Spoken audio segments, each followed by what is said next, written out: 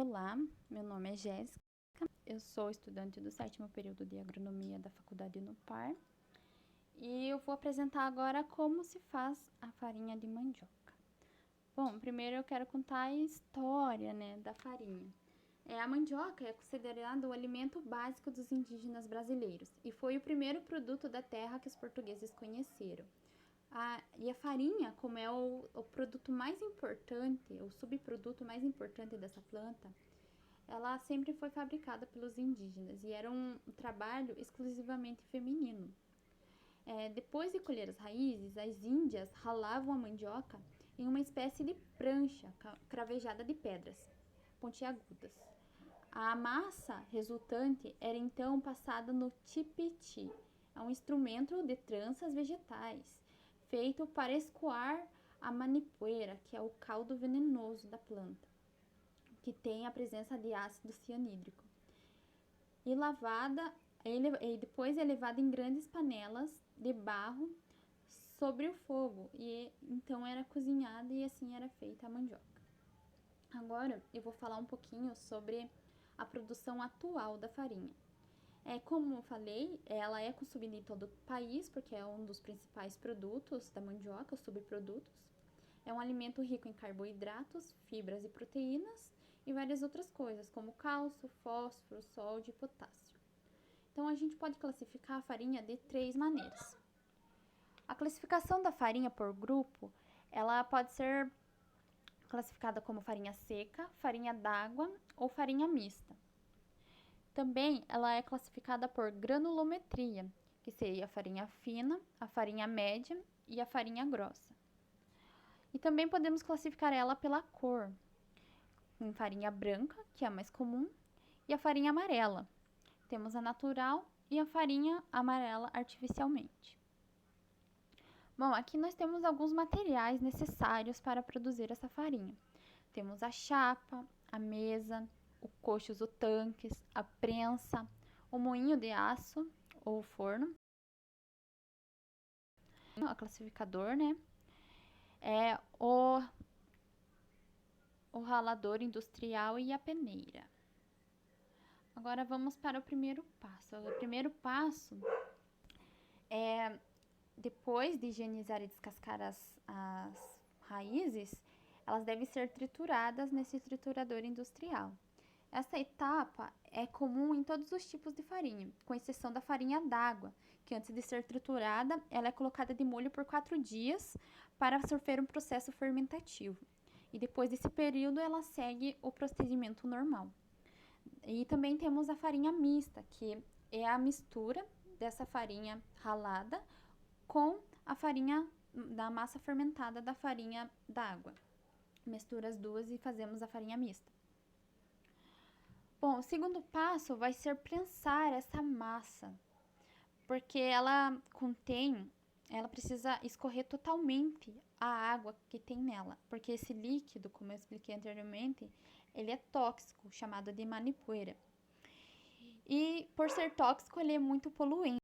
Por isso, devemos um tratamento adequado, podendo ser reaproveitado na agricultura como herbicida e inseticida e na produção de biogás e bioetanol, entre outras aplicações. Devemos dar o melhor destino para essa água, porque ela contamina o solo e o lençol freático. Então, é importantíssimo dar um destino adequado.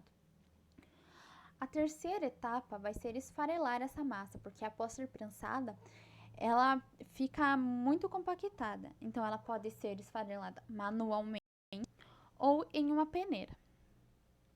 O próximo passo é torrar a massa. A torra, assim como o escaldamento, é uma das operações mais delicadas e importantes na fabricação da farinha.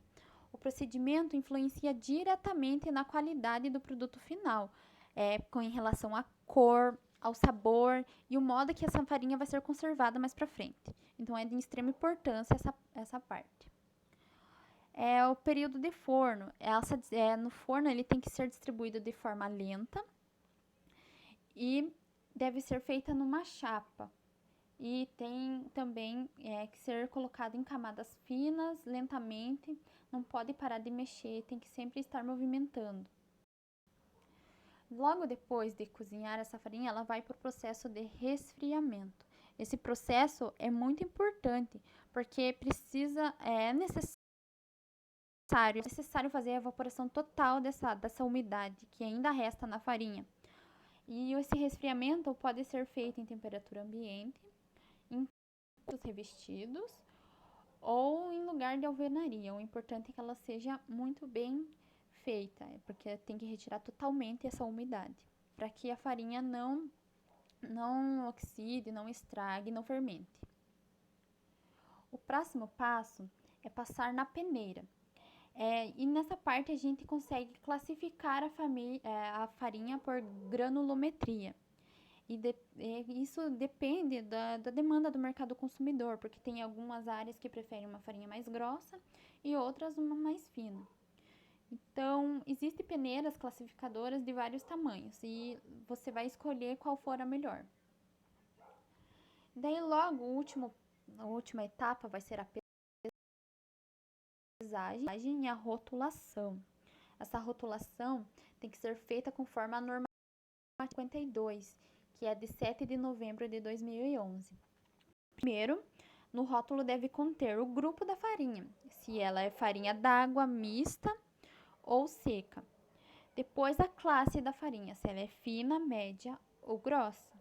Depois, o tipo dessa farinha, que é determinada pela quantidade das cascas que ela tem. E também tem que ter a denominação de farinha de mandioca, isso é muito importante. Também tem que identificar o lote e a data do ensacamento, tudo corretamente conforme a normativa. E também o nome da empresa, CNPJ ou CPF, se for uma pessoa física que faz a produção dessa farinha. Também o armazenamento tem que ser feito em um local seco e bem arejado, para que essa farinha não fique úmida. Então, pessoal, é isso. Espero que tenham gostado. Muito obrigada.